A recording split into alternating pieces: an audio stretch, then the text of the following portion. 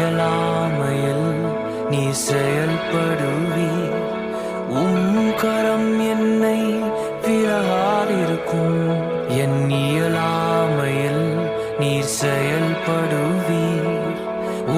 கரம் என்னை விலகாதிருக்கும். மலைகளை பெயர்ப்பீர் என்றார். என் தடைகள் உமக்கு மாத்திரம்.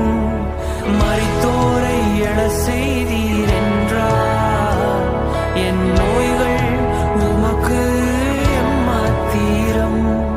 கிரகிக்க முடியா காரியம் செய்வீர். சர்வஞானி